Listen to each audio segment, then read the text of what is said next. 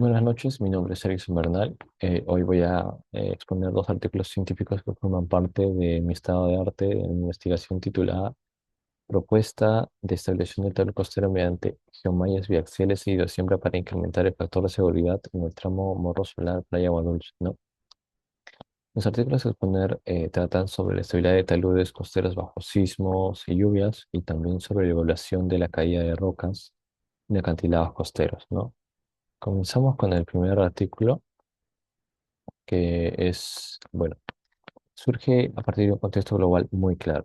Los acantilados costeros son una ubicación altamente vulnerable cuando la lluvia y los sismos actúan al mismo tiempo, ¿no? Bueno, el problema científico que identificaron sus autores es que hasta ese momento no existían modelos o métodos que evaluaran ambos factores de forma simultánea. Por eso se plantea la siguiente pregunta, ¿no? ¿Cómo varía el factor de seguridad de un talud costero cuando sismo y lluvia actúan juntos, comparado con el análisis individual de cada uno?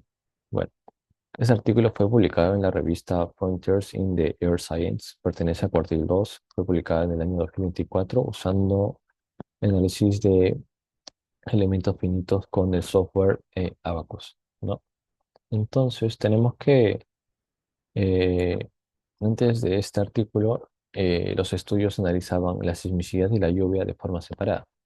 Entre el año 2022 y 2020 aparecieron los primeros modelos combinados, pero limitados a taludes terrestres, ¿no? Sin condiciones de fronteras marinas. Entonces, nuestros autores representan un gran avance significativo por lo que son los primeros en integrar ambos factores en un modelo costero real. Para nuestra investigación, este artículo es clave porque valida la hipótesis central de nuestro proyecto, ¿no? Que es el tramo Morro Solar Bahía Bolse, que forma parte de un talud costero y una humedad marina constante y es altamente vulnerable bajo la condición sísmica combinada, ¿no? Entonces, el aporte principal de este artículo es que sigue un flujo metodológico. Primero se ingresan los datos del talud costero, luego la saturación del suelo, luego se construye el modelo de elementos finitos con el software Abacus, ¿no? Después se simulan cuatro escenarios distintos combinados con los sismos y la lluvia y finalmente obtienen factores de seguridad para cada condición. El hallazgo es más importante que el factor de seguridad puede caer de 1,45 a valores menores a 1. Esto quiere decir que el talud colapsaría, ¿no? Además de que la saturación del suelo se amplifica entre un 30 a 40% adicional. Entonces, para nuestra tesis, este marco metodológico se orienta directamente al modelamiento numérico que realizaremos en el plan de investigación, ¿no? Entonces, los tres componentes claves de este artículo son, primero, el análisis dinámico del factor de elementos finitos, luego, la simulación de saturación pluvial y su efecto sobre la presión de poros, y tercero, el método de reducción de resistencia aplicado dinámicamente para los sismos, ¿no? Entonces, tenemos que la novedad científica es triple en ese artículo. El primero es los entornos costeros, usa condiciones de bordes sísmicas mucho más realistas que los métodos convencionales y se demuestra un efecto combinado entre sismo y lluvia, ¿no? Eh, bueno, en cuanto a la validación y conclusiones, tenemos que eh, este modelo fue validado comparando resultados con soluciones analíticas para carga estática, obteniendo un error del 3%, ¿no? Y se realizó un benchmarking con casos reales de deslizamiento costero documentados. Entonces, a las conclusiones que podemos llegar son que el factor de seguridad combinado siempre es menor que cada factor individual. La saturación en el sismo se amplifica hasta un 40% y el análisis pseudoestático es válido para zonas mayores o iguales a 0,35 G, que es exactamente el caso de Lima, que pertenece a un 0,45 G, ¿no? Que es la aceleración de la gravedad cuando ocurre un sismo.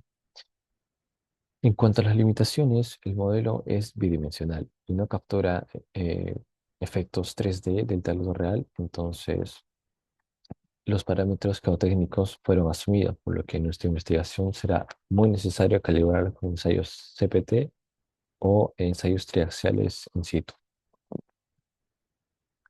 Entonces, pasamos al siguiente artículo. Eh, publicado en Discover Geoscience, que pertenece al cuartil uno y esta fue publicada en el año 2025, ¿no? El contexto global aquí es que los acantilados costeros, calcáreos y étricos son propensos a desprendimientos de roca progresivos que generan peligros en zonas urbanas costeras densamente transitadas. Entonces, el problema que se identificó en este artículo es que los métodos convencionales de evaluación de peligro son muy imprecisos y que no pueden mapear con suficiencia la relación de distribución desde dónde son las zonas de falla, ¿no? Entonces, la pregunta de investigación en este artículo es, ¿puede la combinación de fotometría y análisis diacrónico de las imágenes históricas por el tiempo y la simulación probabilística identificar con precisión las zonas críticas de peligro por caída de rocas en un acantilado costero? Esto quiere decir que vamos a combinar dos software, que es la fotometría con el Rockpro 3D para evaluar las zonas más críticas y ver en el tiempo dónde es que pueden suceder estas caídas de rocas, ¿no? Entonces, antes de este artículo, eh, la evaluación de caída de rocas se hacía con un mapeo manual y modelos 2D muy simples. Del año 2020 y 2023 se incorporaron drones y fotometría para obtener nubes de puntos 3D, pero sin validación histórica en el tiempo, ¿no? Entonces, nuestro autor da un paso más que entrega el UAV, que con análisis de imágenes históricas con historia de más de 60 años y simulación probabilística 3D con el software Pro 3D, ¿no? El flujo de este aporte básicamente es el vuelo con dron, la generación de nube con puntos 3D y análisis histórico de imágenes para calibrar bien el modelo. Entonces, esta simulación es muy probabilística, ¿no? Ya que para nuestra tesis este flujo metodológico es directamente aplicable para el levantamiento topográfico del morro solar. Entonces, los tres componentes principales de este artículo son que primero, la fotometría genera modelos digitales con elevación de resolución centimétrica, ¿no? Que es mucho más preciso. Segundo, el análisis diacrónico que compara imágenes de hace 6 décadas para reconstruir eventos pasados y poder calibrar el modelo. Y tercero, utilizamos el robot 3D que simula probabilísticamente las trayectorias de los bloques en 3 dimensiones, entonces, para poder analizar la caída del impacto y el dónde, ¿no? Entonces, la novedad científica en este artículo es que la primera investigación tiene tres componentes. En un solo framework para acantilados costeros, además que la validación es cruzada, donde los modelos coinciden exactamente con la distribución observada en campo, ¿no? Entonces, este modelo fue validado de tres formas. Las predicciones de trayectorias coincidieron con la acumulación real de bloques en campo. Las zonas de alto peligro predichas coincidieron con las zonas históricas de mayor desprendimiento y la resolución centimétrica del modelo digital fue validada con Jeans diferencial en campo, ¿no? Que es un levantamiento topográfico. Entonces, las conclusiones son muy relevantes para nosotros, ¿no? Ya que este software es superior a los métodos convencionales en precisión y en cobertura, que es lo que nosotros buscamos, ¿no? Entonces, el análisis diacrónico mejora significativamente la calibración y el framework es replicable en acantilados con características similares como el Morro Solar o Playa Dulce, ¿no? En cuanto a sus limitaciones, el acantilado estudiado en el artículo es mayormente caliza, por lo que los resultados no son directamente extrapolables a los materiales granulares que tenemos en el Morro Solar o en el sector Playa Dulce, ¿no? Entonces, esto es algo que debemos considerar en nuestra adaptación metodológica, ¿no? Las imágenes históricas antiguas tienen una versión limitada, entonces, como trabajo futuro, los autores proponen incorporar un análisis 5 de trayectorias y monitoreo en tiempo real con sensores IoT.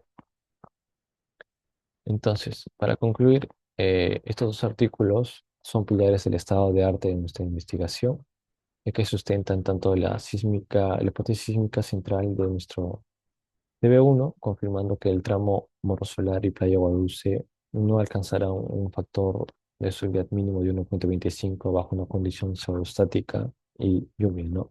O erosión marina, que es nuestro caso.